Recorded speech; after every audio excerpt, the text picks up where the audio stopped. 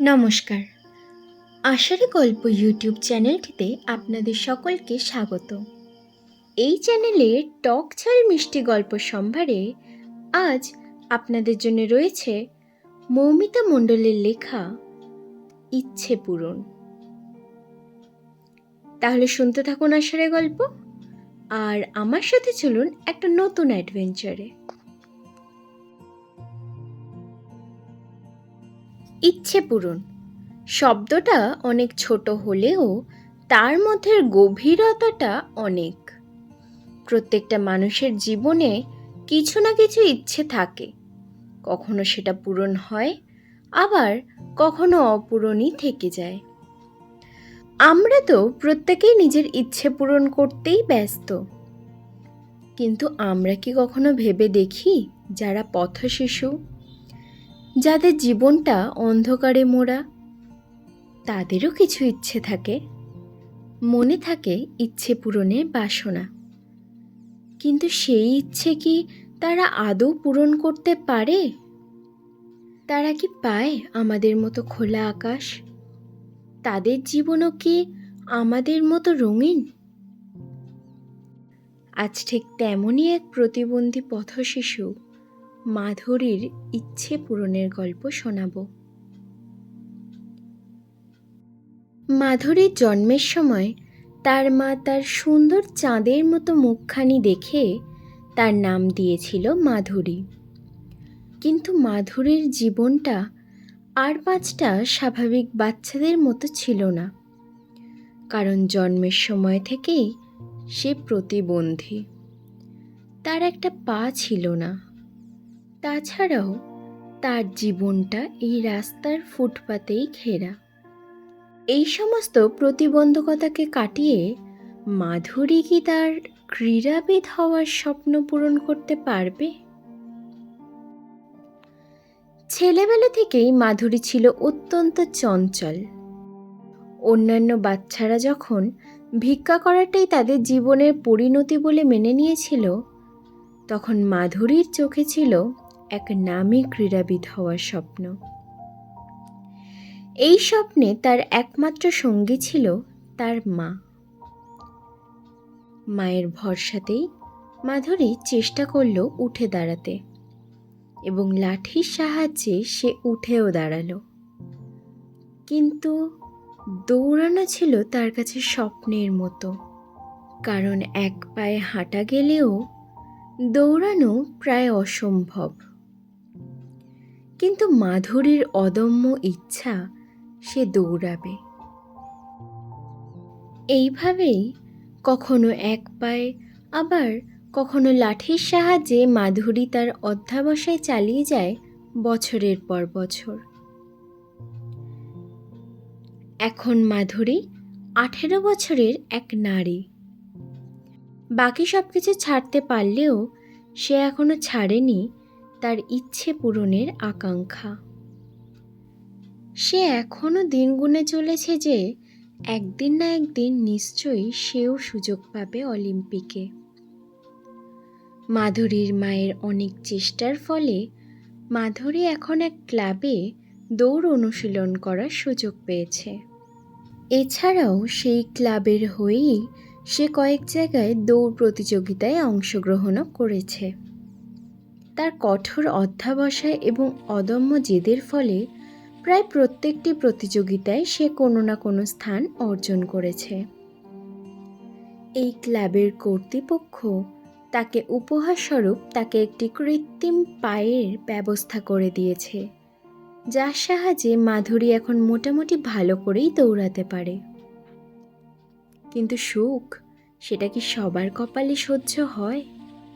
ঠিক তেমনই মাধুরীর কপালেও এই সামান্য আনন্দটুকুও হয়তো নেই, কারণ ছেলেবেলা থেকেই মাধুরী অত্যন্ত সুন্দর, আর এই সুন্দরতাই হয়ে উঠল তার জীবনের অভিশাপ।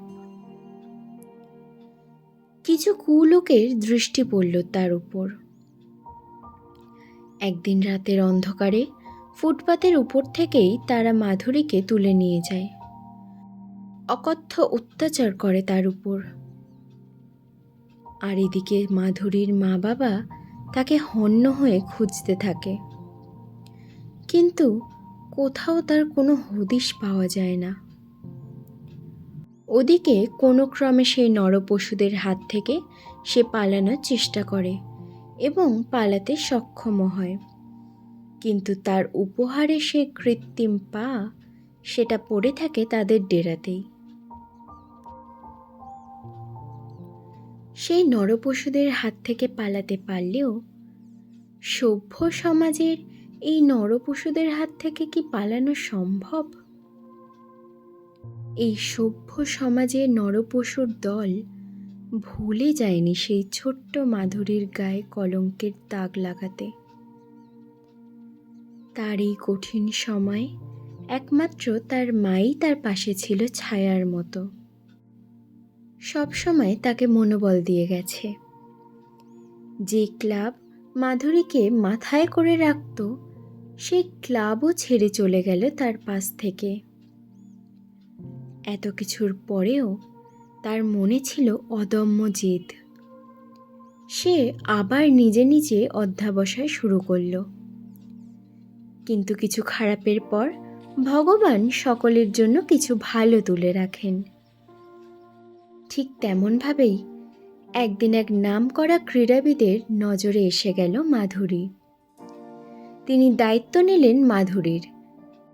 তার সাহায্য এবং মাধুরীর কঠোর অধ্যবসায়ের ফলেই মাধুরী আজ অলিম্পিকের মাঠে দাঁড়িয়ে আছে। তার গায়ে জড়ানো ভারতীয় জাতীয় পতাকা। অলিম্পিক স্টেডিয়ামে বাজছে ভারতের জাতীয় সঙ্গীত, জনগণ মন অধিনায়ক জয় হে ভারত ভাগ্য বিধাতা। পঞ্জাব সিন্ধু গুজরাট মারাঠা দ্রাবিড় উৎকল বঙ্গ, বিন্ধ্য হিমাচল যমুনা গঙ্গা উচ্ছল জলধি তরঙ্গ। তব শুভ নামে জাগে, তব শুভ আশিস মাগে, গাহে তব জয় গাথা। জনগণ মঙ্গল দায়ক জয় হে ভারত ভাগ্য বিধাতা। জয় হে জয় হে জয় হে, জয় জয় জয় জয় হে। কারণ অলিম্পিকের ক্রীড়া বিভাগে প্রথম স্থান অর্জন করেছে ভারতের মাধুরী। মৌমিতা মণ্ডলের এই লেখাটি একটি সুন্দর বার্তা বহন করে।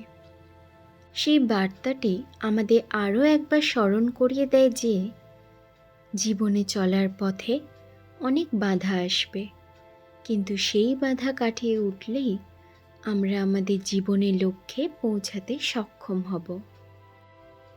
এর পাশাপাশি আরও একটি বিষয় যেটা লক্ষণীয়, আমরা যদি আমাদের লক্ষ্যে দৃঢ় থাকি তাহলে সেই ইচ্ছে পূরণ আমাদের অবশ্যই হবে। ঠিক যেমন মাধুরী তার সংকল্পে দৃঢ় ছিল, ঠিক তেমনই। গল্পটি যদি ভালো লেগে থাকে তাহলে একটি লাইক করে দেবেন, চ্যানেলটি সাবস্ক্রাইব করে দেবেন এবং এরকমই কোনো গল্প জানা থাকলে আমাকে মেইল করুন asharegolpo111@gmail.com-এ। ধন্যবাদ।